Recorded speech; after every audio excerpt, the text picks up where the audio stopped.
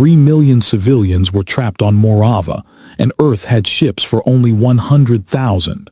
So Captain Keir Halden did not ask for a bigger fleet. He asked for a dead asteroid. Morava hung below the rescue fleet like a world trying to hold itself together with broken hands. Blue ocean still covered half the planet, but the land had split open from pole to pole. Red volcanic light burned through the cracks. Ash clouds moved across the sky in slow, poisoned waves. The first report had called it a geological emergency. That was wrong. Morava was dying. Its inner core had become unstable after years of deep mining by the planet's own people. No one had meant to destroy their home. They had needed energy, heat, industry, and survival. But the drilling had reached places that should never have been opened. Now the planet's magnetic field was collapsing, its seas were rising, and entire cities were sinking into fire-lit dust. Captain Keir Halden stood on the bridge of Earth's rescue carrier Lantern and watched the civilian count rise on the display. 3,072,000 survivors, 6 underground shelters, 17 days before total planetary failure. His first officer did not speak.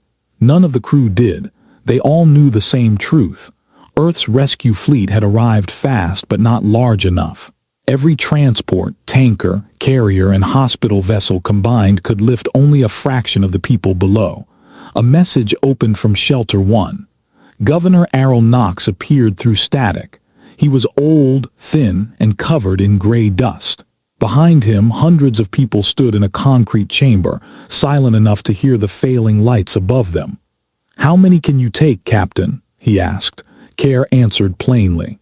116,000. The governor closed his eyes for a moment. When he opened them, he looked like a man preparing to carry a terrible burden. "Then we will send the children first."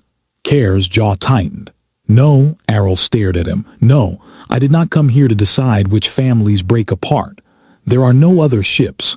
Keir turned toward the outer orbit display. Beyond Morava's moon drifted an abandoned metal asteroid named Ironfall, 2 kilometers long, almost black, scarred by old mining tunnels, too hard to refine, too heavy to move, forgotten by everyone except survey machines. Keir pointed at it. "There is our ship." His chief engineer Veda Kaur looked up sharply. "Captain, Ironfall is a mountain. Then we move a mountain." Veda studied the scans. Iron, nickel, cobalt, old tunnels, internal fractures. No engines, no life support, no decks, no shield grid, no reason it should ever carry a living soul. Keir opened a fleet-wide channel. "This is Captain Halden. Morava has 17 days. We cannot build ships. We cannot wait for reinforcements.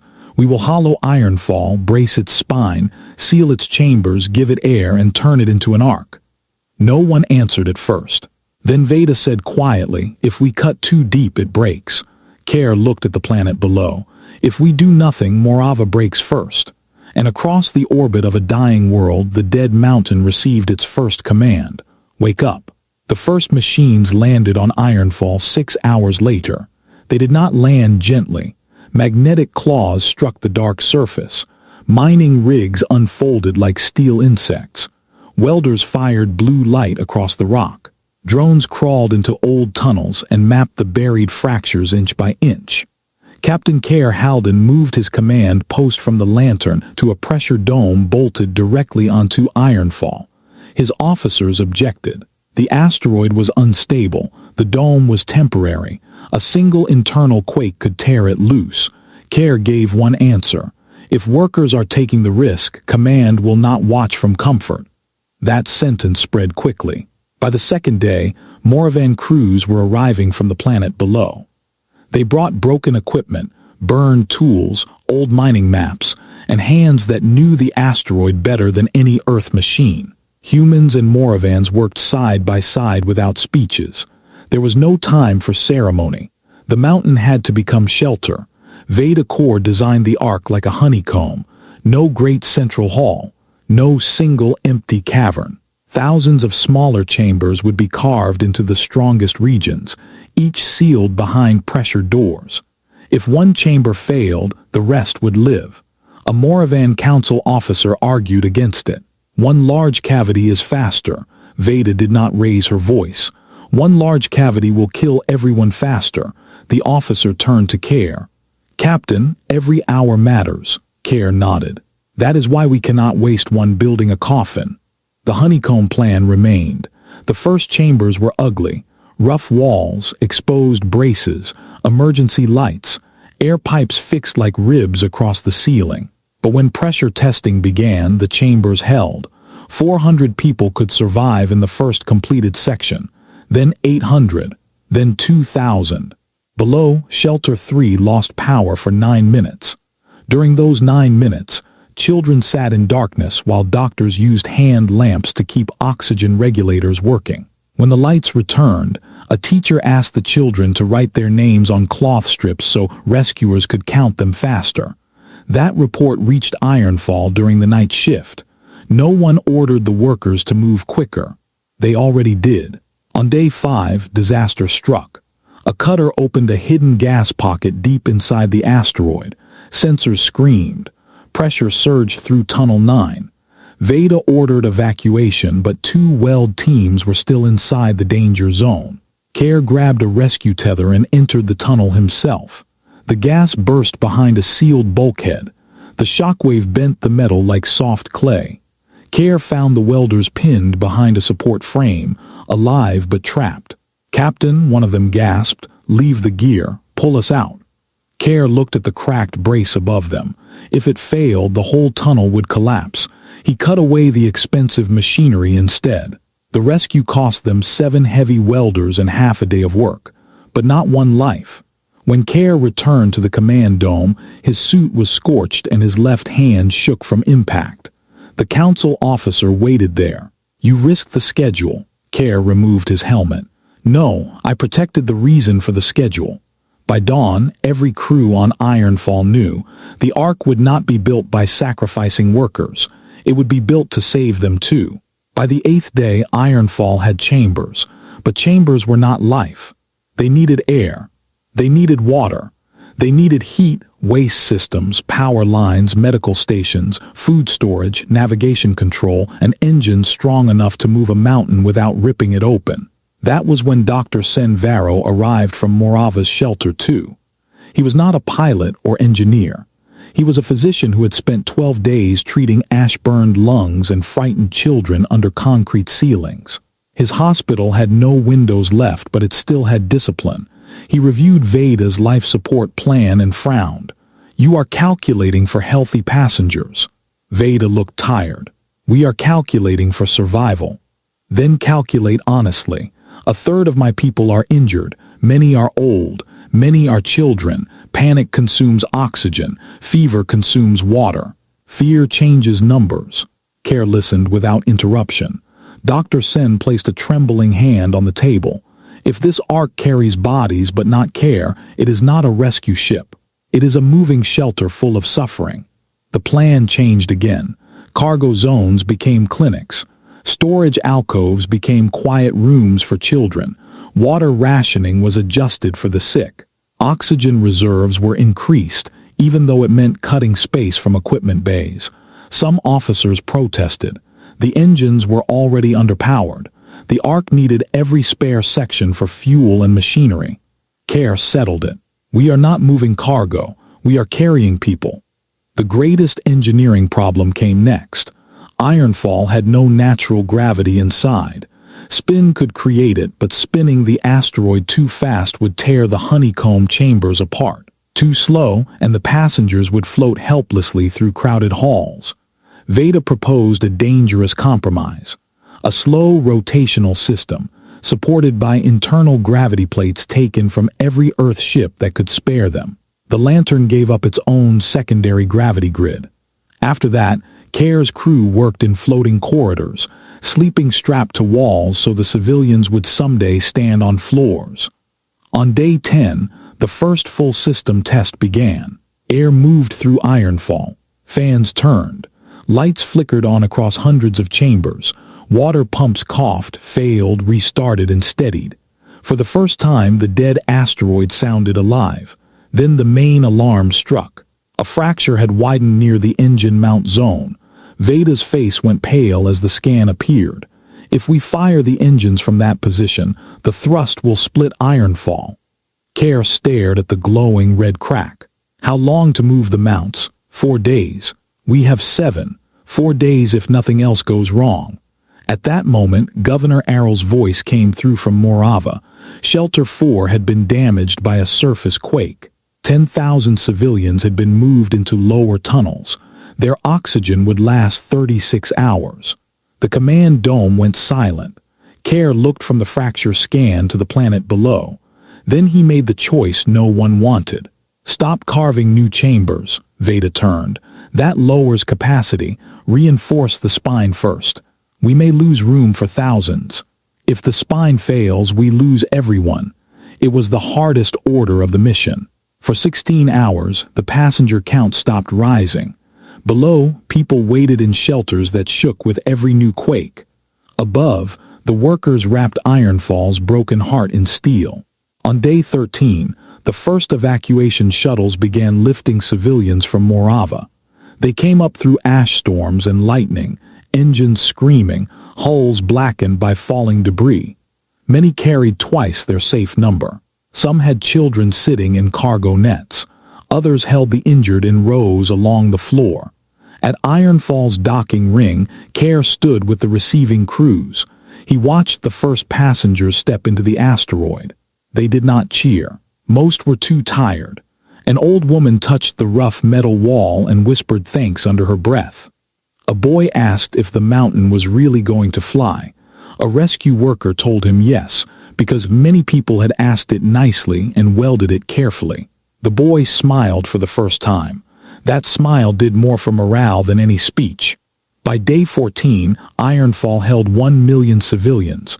By day 15, 2 million. The chambers were crowded but ordered. Doctors moved through marked corridors. Engineers checked seals every hour. Food was simple. Water was measured. Loudspeakers played calm instructions in clear voices. Then the storm over Shelter 6 changed direction. Ash covered the launch field.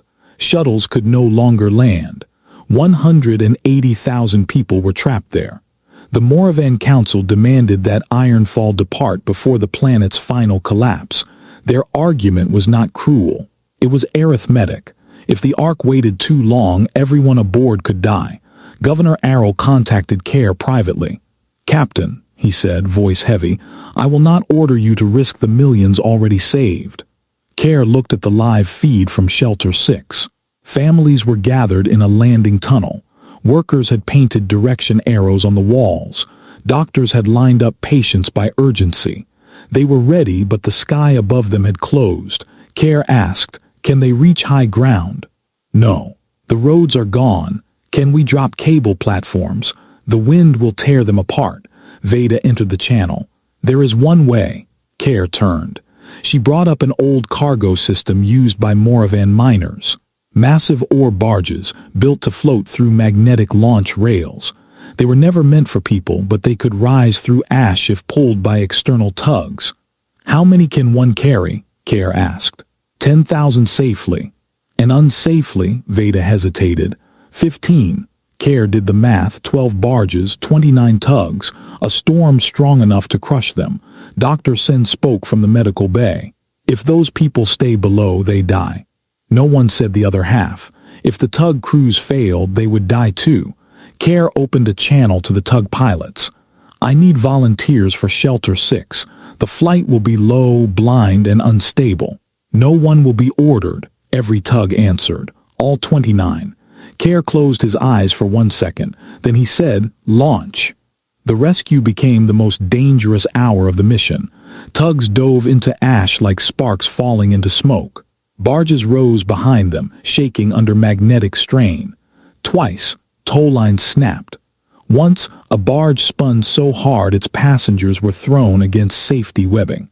Keir guided the operation from Ironfall's control dome, voice steady even as alarms filled the room. "Hold formation. Short burns only. Trust the line. Bring them home." The final barge emerged with its hull burning red. Behind it, Morava's largest continent split open. The planet had begun its final collapse. Ironfall was not ready to fly. It was full. 3 million civilians were inside its chambers. Every corridor, clinic, cargo hold, and reinforced shelter space carried living passengers. The asteroid had become heavier than the engine calculations allowed. Its frame groaned under stress. Its air systems were stable, but only barely. The main thrust spine was reinforced, but never fully tested, and Morava was breaking apart beneath it. The first gravity wave struck the fleet like an invisible ocean. 3 shuttles were thrown off course. The Lantern lost 2 antenna arrays.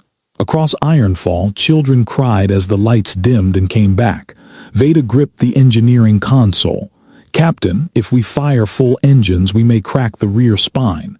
If we fire half, we stay in orbit and fall with the planet." Keir looked at the main display. Morava's surface was folding inward. Entire regions vanished beneath red clouds. The moon's orbit was shifting again, dragging debris into a deadly ring. There was no safe answer left, only the least selfish one. Keir opened a channel to all passengers. "This is Captain Keir Halden. You are aboard Ironfall, but this mountain has a new name now.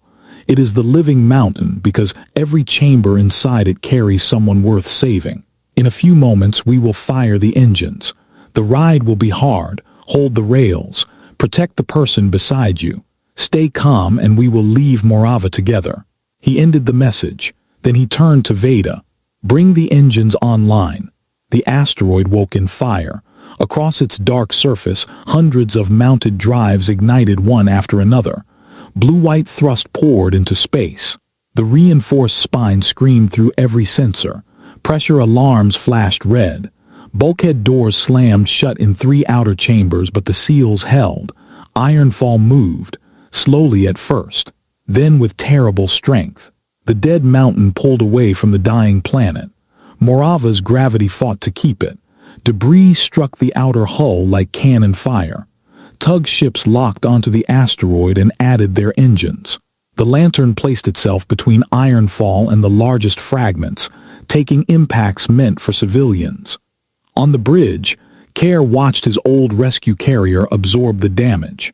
A young officer asked, "Captain, should we pull the Lantern back?" Keir shook his head. "She was built to rescue. Today she remembers why." The final gravity wave hit as Morava's crust collapsed. Ironfall's rear spine cracked. For 3 seconds the entire Ark shuddered. Veda shouted over the alarms, "We're losing alignment." Keir gripped the command rail. "Balance with forward plates. Bleed pressure from empty fuel tanks. Keep the thrust even. It may not be enough. Then make it enough." Veda's hands moved across the console with exhausted precision. Around the asteroid, engineers manually released pressure valves. Tug pilots corrected the drift. Inside the crowded chambers, passengers held one another against the shaking walls. The cracks stopped spreading. Ironfall crossed the escape line. Behind it, Morava broke into a storm of fire and stone. No one celebrated. Not yet. The Ark coasted into deep space, damaged, crowded, alive. Hours later, Governor Errol stood beside Keir in the control dome. On the display, the people of Morava were listed not as numbers, but as districts, families, hospitals, crews, and shelters. Errol's voice was quiet. "You saved a civilization." Keir looked out at the dark shape of Ironfall, covered in engines, scars, and lights. "No," he said, "we carried one." Dr. Sen reported from the medical decks. The injured were stable, the children had food, the old had blankets. The air would last until the next convoy arrived. Veda leaned against a console, too tired to smile. "The mountain flies badly," she said. Keir nodded. "But it flies." Weeks later, when the first safe colony world came into view, the people of Morava did not ask for statues of captains or governors. They asked that Ironfall be placed in orbit, not as a monument to disaster, as a promise. Its rough chambers were left intact. Its burned engines remained attached. Its cracked spine was sealed but never hidden. Children who had crossed the stars inside its walls grew up learning what it meant. When there were not enough ships, Earth did not count who could be saved and abandon the rest. Earth changed the shape of the impossible. It gave air to stone. It gave engines to a mountain. And it proved that mercy was not weakness. Mercy was the strength to carry others when the whole world was falling behind you.